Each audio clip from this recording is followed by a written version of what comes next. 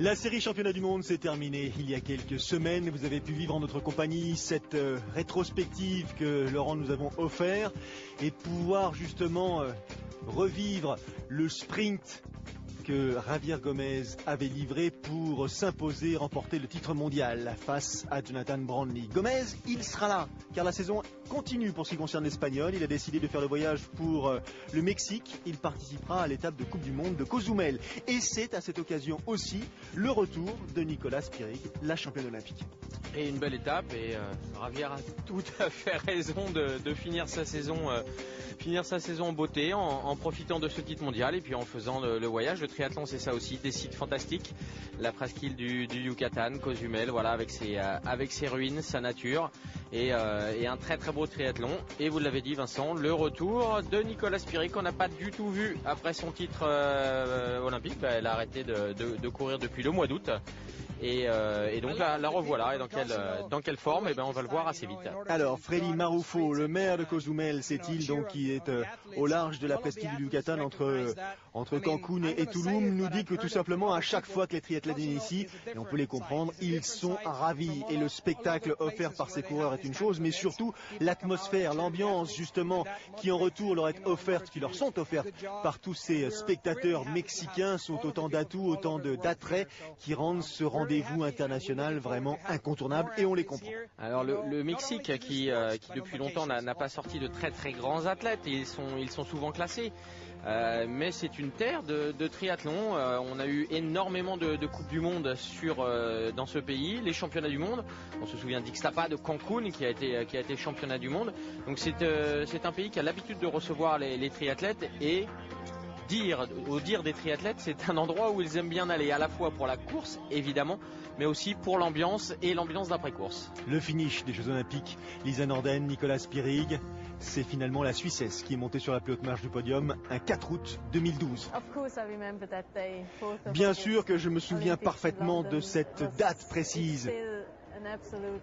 C'est pour moi un souvenir absolument incroyable, d'une force inouïe. C'était en quelque sorte l'objectif majeur de ma vie de sportive. Et on peut comprendre, Laurent, que d'une part l'échéance de Zio, la façon dont s'est soldée cette course, ont laissé à Nicolas Spirig quelques souvenirs très forts qu'il a fallu, je dirais, digérer après quelques jours. Oui, c'est une athlète d'expérience qui a maintenant 31 ans, donc elle a eu cette médaille d'or à l'âge de 30 ans, donc en pleine possession de ses moyens dans le triathlon bien sûr, mais elle a connu beaucoup de titres, mais c'est vrai que la consécration olympique, et vous l'avez dit de cette façon, avec ce sprint, avec une course complète, une course difficile, très tendue, très dense, et gagner au sprint, évidemment c'est mieux que de finir juste derrière, ce qui a été le cas pour Lisa Norden. Donc c'est certain que c'est un souvenir impérissable pour elle, et en plus le triathlon en Suisse est quand même pas mal médiatique. Il y a des grands athlètes, on se souvient de Reto Hug. Bon, Roger Federer ne s'est pas encore mis au triathlon, mais vous voyez, dans ce type de pays comme la Suisse, ça a été le cas aussi en Espagne, c'est le cas aussi au Portugal, un peu moins en France, c'est le cas en Nouvelle-Zélande, puisque en discutant avec Laurent Vidal et Andrea Hewitt, Andrea était nommée pour être l'athlète de l'année l'année dernière, et l'année d'avant aussi. Elle était invitée à aller voir un match des Blacks, donc il côtoie les plus grandes stars des pays, ce qui n'est pas encore le cas en France, et donc elle a eu évidemment énormément de sollicitations. Son expérience fait qu'elle y a répondu, et elle a pris un petit temps de digestion, et donc elle s'est réentraînée, elle revient, on l'a aperçu. Regardez, je parlais de Reto Hug, ça tombe bien, le voilà. C'est son mari, et c'est surtout le papa du petit Yanis, qui est né effectivement après les Jeux Olympiques, et voilà, donc ça a changé un petit peu sa vie. C'est un timing de fou. Elle réussit effectivement, alors on n'est pas dans sa tête, on n'est pas dans sa vie, mais vu de l'extérieur, c'est une évidence que c'est une carrière, une vie réussie. Reto Hug, qui lui a gagné aussi des Coupes du Monde par le passé, qui a un palmarès de folie, donc on peut penser que la femme Nicolas Spirig, l'athlète bien sûr est comblée, mais la femme Nicolas Spirig est aussi comblée. Elle est revenue à l'entraînement, on a aperçu tout à l'heure, elle était en brassière, elle est affûtée, donc elle a très bien récupéré de sa grossesse, et on sait que sur ce type de sport, On a des exemples, je pourrais citer Delphine Pi, bien sûr, Delphine Pelletier que j'ai eu dans mon équipe et qui ont été mamans pendant leur carrière et qui ont continué à faire du triathlon après avec beaucoup de succès. On peut penser à Sonia O'Sullivan aussi dans la course à pied qui quelques mois après sa grossesse est devenue championne du monde de cross. Donc c'est vrai que c'est un réel changement et un épanouissement qui fait que on peut attendre les meilleures choses d'elle et là maintenant elle va pouvoir rebondir sur la préparation, probablement en direction de Rio. Elle aura parmi ses adversaires notamment la Mexicaine Claudia Rivas qui met un point d'honneur à figurer à l'occasion de cette compétition devant les siens, je dirais à domicile, et qui connaît effectivement le soutien que peuvent exprimer ses compatriotes pour leurs athlètes, pour leurs représentants, quels que soient les rendez-vous, mais d'autant plus lorsqu'ils sont, je dirais, à proximité de leurs mains et de leurs yeux. Donc Claudia Rivas sera surveillée. Sarah Groff, l'américaine, portera le dossard numéro 1. Alors Claudia Rivas, voilà, on parlait des athlètes mexicaines, elle fait partie de ces athlètes hommes et femmes qui sont souvent placés, bien placés, mais qui ne sont rarement dans le feu des caméras. Claudia Rivas, 21e aux Jeux de Londres, 12e lors de la finale de Londres. Donc c'est quand même des places intéressantes. Sarah Groff qui elle aussi a fait une belle saison pour ce qui concerne son parcours sur les WTS. On se souvient aussi de sa 4e place à Londres lors des Jeux Olympiques et qui elle aussi termine sa saison ici comme Javier Gomez et comme beaucoup d'autres et qui a bien l'intention de monter sur la plus haute marche. Ils avaient fait un petit détour par Pékin qu'ils ont gagné tous les deux d'ailleurs, donc voilà. C'est ça aussi, regardez la couleur de l'eau, elle est translucide, c'est vraiment voilà, c'est le triathlon tel qu'on l'aime. On va suivre la course depuis attendez, j'ai pas pris suffisamment de respiration. Alors, pas de combinaison, la température de l'eau 25, 26, Mexique, on va pas vous fâcher non plus. Hein. Vincent, une combinaison au Mexique, non mais attendez. Température de l'air un tout petit peu plus élevée, donc vous imaginez que les conditions de course sont très très agréables. Il n'empêche que pas de combinaison, c'est pas forcément agréable ou du moins une bonne nouvelle pour tout le monde. Ne viennent ici que ceux qui sont ou que celles qui sont capables de nager dans des conditions comme celle-ci. Enfin maintenant les triathlètes, que ce soit avec ou sans la combinaison, sont très à l'aise. C'est vrai que ça peut de temps en temps changer un tout petit peu le niveau, mais souvenez-vous, Anne Haug, malgré la combinaison, ça ne l'a pas empêché à Londres de sortir très loin de l'eau. Donc maintenant on n'est plus sur ce type beaucoup moins sur ce type de considération. 3 Françaises. Exact. Alors, Charlotte Morel, voilà, Léonie Perriot et Laurie Belkadi. Eh bien c'est bien tout ça. Elles sont là toutes les 3. On n'a pas insisté sur le fait qu'il s'agissait d'un format sprint. C'est un format sprint, complètement. 750 mètres de natation, un tout petit peu moins à vélo. Un petit peu moins que d'habitude. Ah oui, la moitié. Donc 20 km et puis 10 km à pied. Et encore, on dit d'habitude par rapport au WTS, bien qu'il y ait eu quelques formats sprint dans le WTS, et puis cette course de Kitzbühel qui était sur un format très très atypique. Et là, elles en profitent et Sarah Groff en tête. On a l'habitude de la voir effectivement à ce poste. Il y a Lucy Hall aussi qui est dans le coin, donc elle ne devrait pas être très très loin, la Britannique. Ça va un petit peu. 41 au départ. Hein. 41 et toujours, on vous le rappelle à chaque fois, sur ces manches de Coupe du Monde ont plusieurs intérêts. Le premier, c'est pour des athlètes très confirmés comme Sarah Groff, Nicolas Spirig ou Javier Gomez tout à l'heure sur la course des garçons, et bien en l'occurrence de se faire plaisir, de gagner un petit peu d'argent, de faire un beau voyage, de profiter de leur niveau et de cette fin de saison. Et puis c'est aussi l'occasion de voir des nouvelles têtes, des jeunes athlètes qui viennent marquer des points, qui viennent se frotter au plus haut niveau mondial. Alors pas avec une densité énorme, mais avec quand même des références. Et pour c'est pas les moindres, nous avons la première des Jeux Olympiques, la 4e qui est dans l'eau, donc on peut vraiment se comparer. Chez les garçons, il y aura Javier Gomez, le champion du monde et le vice-champion olympique, donc il y a quand même de moyens de faire des choses et donc de marquer des points et de s'aguerrir au cours du temps, et c'est pour ça que la Fédé française envoie ces jeunes Français et ces jeunes Françaises sur ce type de course. Mais c'est le cas pour toutes les fédés. Hein. Exact. Et pour ce qui concerne la Fédération française, c'est peut-être aussi les premières étapes pour ce qui concerne ces dames d'une recherche de compétitrices susceptibles à l'échéance brésilienne de figurer. Voilà, pour en avoir discuté avec Franck Bignet, le DTN, il y a quelques semaines, c'est vrai que autant chez les garçons, il y a une élite qui est toujours en place et qui est un tout petit peu vieillissante. On va pas dire que Laurent Vidal et Davidos sont des vieux, des anciens. Donc loin de là, bien sûr, ils ont encore une belle partie de leur carrière devant eux. Mais il y a quelques garçons qui pointent leur nez. Chez les filles, c'est un petit peu plus diffus. Donc il faut les aguerrir sur ce type de course. Et puis les talents vont émerger au fur et à mesure. Allez, Sarah Groff, ça c'est pas un talent qui émerge, c'est la numéro 1 qui émerge. En tête devant sa compatriote Hersey, en 3e position Pamela Oliveira, la brésilienne, Lucy Hall dont vous parliez, petit peu loin. Céline Scherer, la Suissesse, Claudia Rivas, la Mexicaine, à domicile, et puis Charlotte Morel à droite. Morel qui vient de passer. Derrière. Alors c'est un petit peu étonnant de ne pas avoir vu Lucy Hall mener les débats. Alors deux solutions, soit elle est restée un petit peu sur la réserve et elle a profité du train de Sarah Groff, voilà, et puis voir un petit peu en vélo ce qui se passait. On sait qu'elle est très forte dans l'eau et en vélo, à pied c'est un petit peu moins le cas, voilà. Nicolas Spirig, Léonie Perriot, elle sort dans les pieds de la championne olympique. Il faut, mais voilà, Nicolas n'a peut-être pas encore complètement retrouvé son niveau natation. Il y a 30 secondes à peine, 30 secondes entre la sortie de l'eau de Sarah Groff et celle de Nicolas Spirig, puisque Sarah Groff je crois qu'elle fait 9,43 il me semble, oui. Et puis donc Nicolas Spirig 30 secondes de plus. Oui, mais c'est justement sur ce groupe là il y a quand même quelques bonnes rouleuses.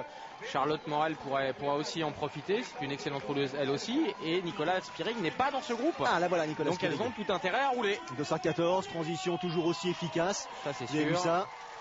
Avec un guidon qui me paraît un petit peu, qui effectivement est très bas sur le vélo. Est-ce que c'est une position classique? Je me souviens pas qu'elle était employée par Nicolas lors des Jeux Olympiques, mais là visiblement une position plus basse que la plupart des athlètes que l'on suit. Alors, avec un départ travailler aussi sur son aérodynamisme. Un départ vélo, Laurent, qui est pas simple parce qu'il faut non seulement démarrer et puis elle a tout de suite il y a une épingle à cheveux.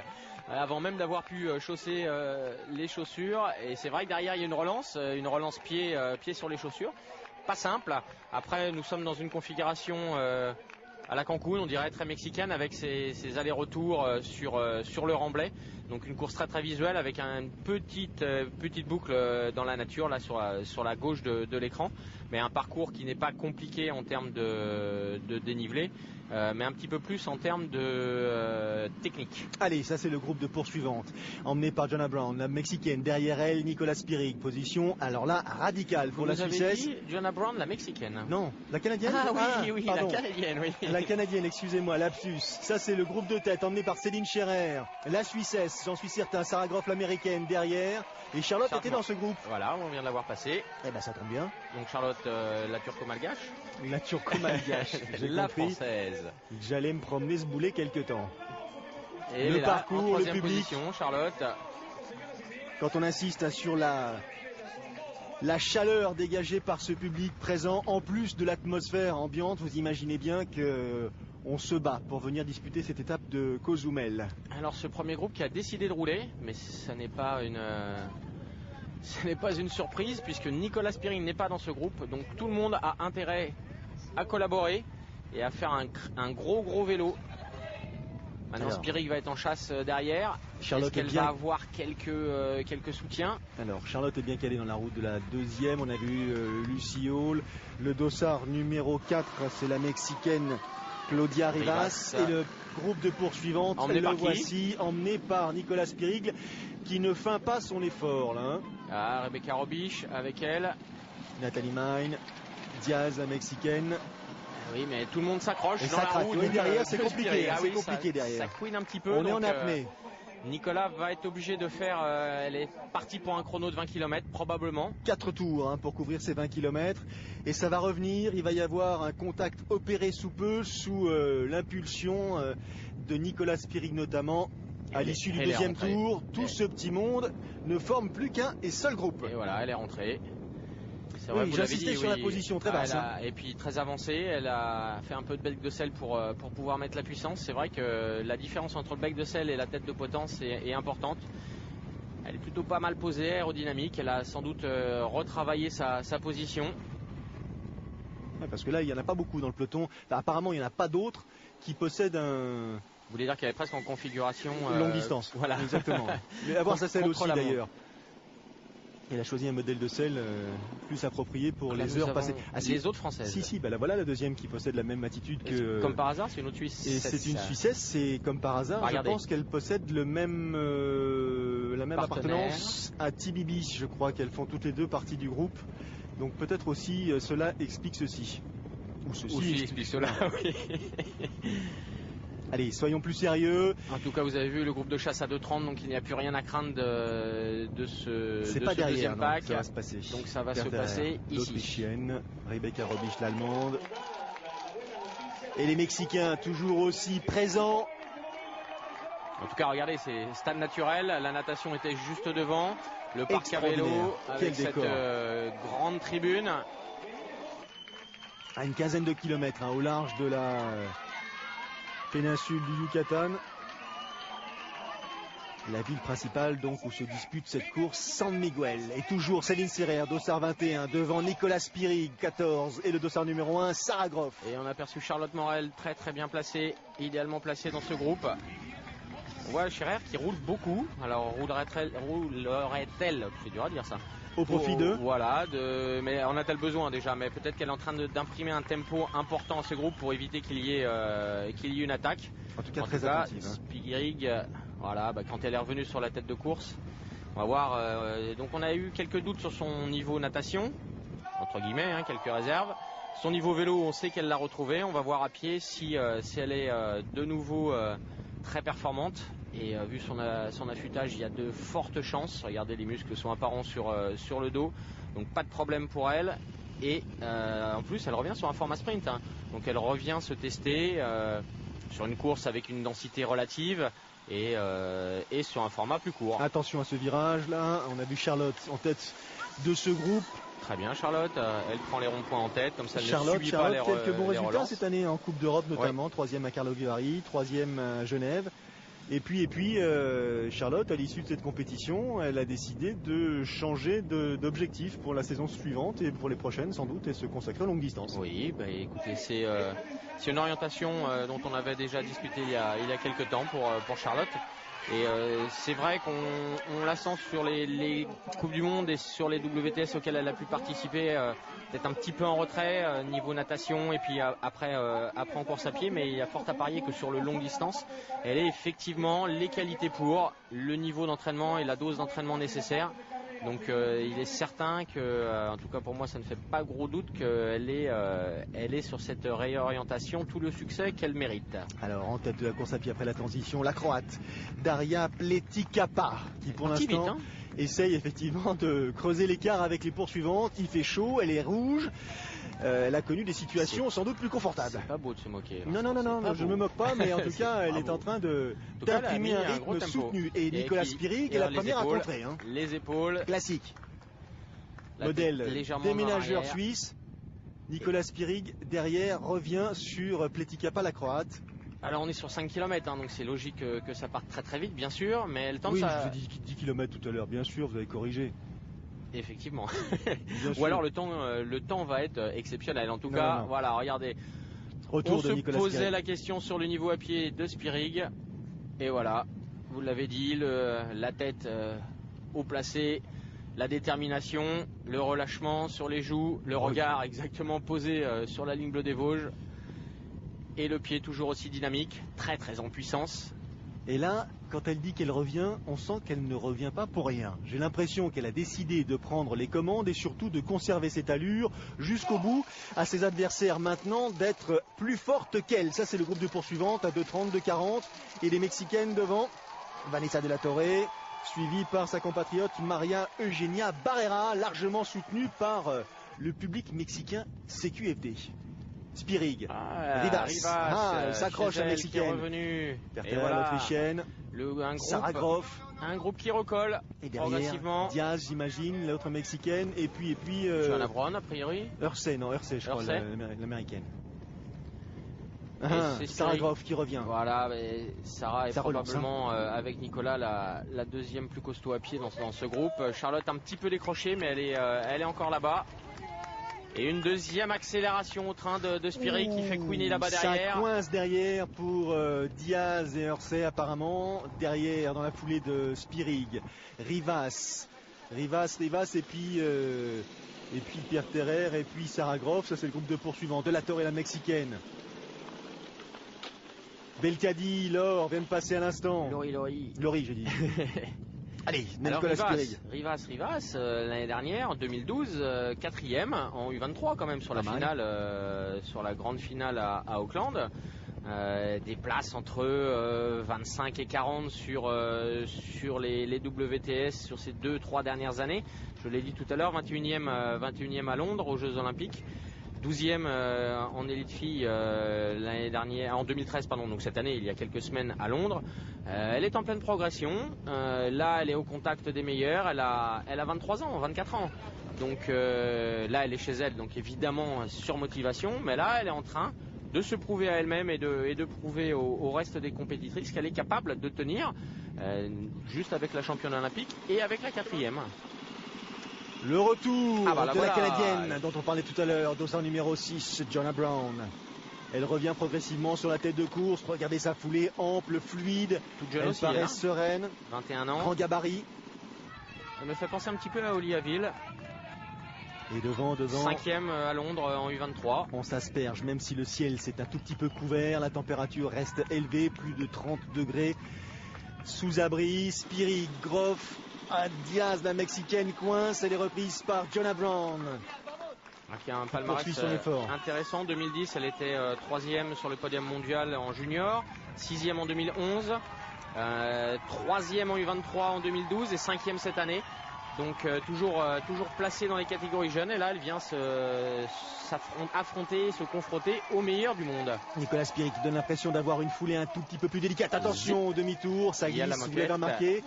Elle ne donne pas le sentiment de courir sur l'avant du pied, mais plus sur l'arrière. Il n'empêche que sa foulée est tellement efficace que Sarah Groff, que Claudia Rivas et Lisa Perterer ne peuvent pas suivre le train imprimé par la Suisse. Elle est en train de les user, c'est une certitude.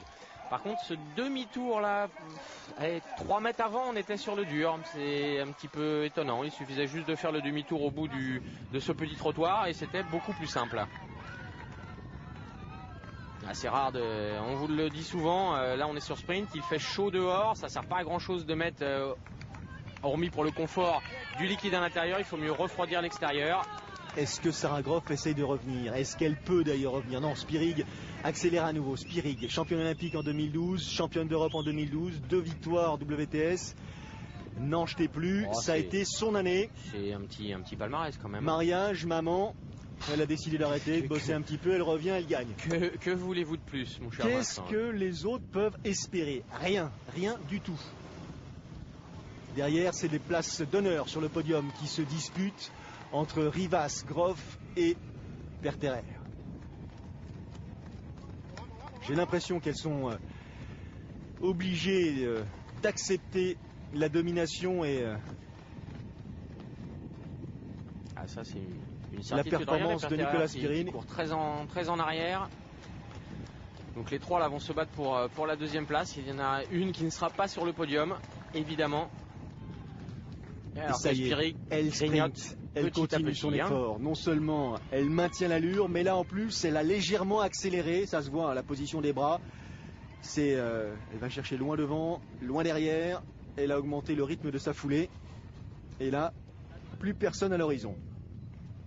En plus, on peut constater de visu avec tous ces demi-tours sur le parcours à pied qu'il est l'écart qu'on est en train de créer. Elle continue son effort. Elle ne relâche pas justement cet effort qu'elle a entamé il y a maintenant 300 à 400 mètres. Elle dodine un peu de la tête. On a l'impression qu'elle dit quand est-ce que ça finit cette histoire? Mais c'est sa façon de courir. Jonah Brown, la Canadienne, elle n'arrive pas à revenir sur le trio. Il lui manque 25-30 mètres, pas plus. Sarah Groff, Lisa Perterer, Claudia Rivas, ce sont les deux dernières places sur le podium qui se jouent sous vos yeux. Rivas est peut-être en train de coincer un petit peu. Ce serait cruel de ne pas être sur le podium devant son public. Mais évidemment, ni Sarah Groff ni Perterer n'ont l'intention de faire de sentiments. Et regardez Sarah Groff qui a accéléré, qui elle va assurer sa deuxième place. Dans son style caractéristique aussi. La première ça va être très compliqué, sauf défaillance majeure, mais sur 5 km ça paraît très difficile évidemment. Mais elle a assuré sa médaille d'argent sur cette course. Et derrière par contre pour la troisième place, ça va se jouer entre l'Autrichienne et la Mexicaine. Nicolas Spirig pour ce qui concerne la Suissesse et la victoire ici à San Miguel, donc sur l'île de Cozumel. C'est réglé. Nouvelle victoire en Coupe du Monde pardon, pour la Suissesse. Sa dernière c'était en 2008 à Kitzbühel où elle avait remporté une étape de WTS en 2012.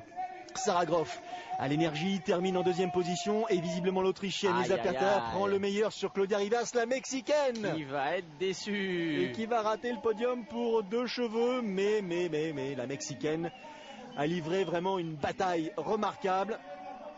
Quelle fin de course nous ont offerte ces compétitrices. Jenna Brown prend elle la 5e position. Le maillot bleu. Charlotte Morel. Charlotte en 7e position. Juste derrière Rebecca Robisch. Charlotte qui fait une belle course. Elle était là. Elle a été actrice. Et les autres Françaises qui vont arriver un tout petit peu plus loin.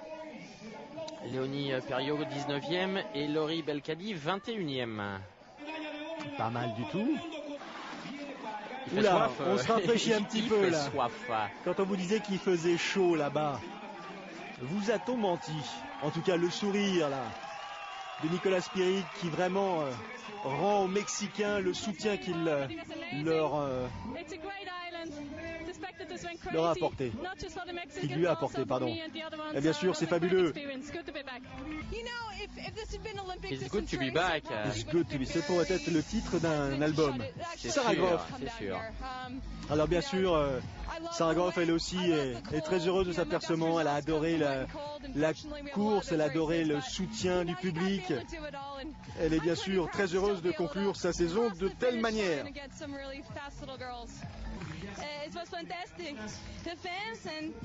Elle aussi, Lisa Perter, l'Autrichienne, insiste sur le soutien exprimé par tous ces Mexicains, cette ambiance, cet esprit de fête qui a régné tout au long du parcours. Alors bien sûr, elle n'a pas été tout à fait surprise que Nicolas Spirig fasse l'effort à vélo et sollicite un tout petit peu tout le monde, mais bon, c'était la façon de faire. Nicolas Spirig, son temps, les écarts. En tout cas, une belle course et un bel endroit qui va peut-être pouvoir prétendre à une WTS dans les années à venir. On vous l'a dit, le Mexique est coutumier du fait. Fin de la course et le podium, donc la Suissesse, la dernière fois qu'on l'avait vue, elle était au sommet même d'un podium, c'était à Londres, elle revient, elle conserve la même position, c'est pas mal. Dans une poignée de secondes, la course de ces messieurs, à tout de suite.